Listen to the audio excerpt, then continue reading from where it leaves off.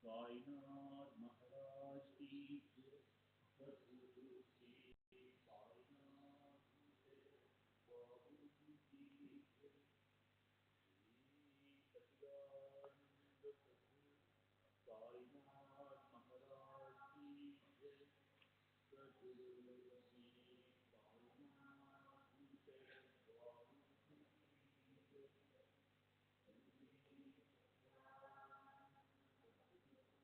साईनाथ महाराज की जय।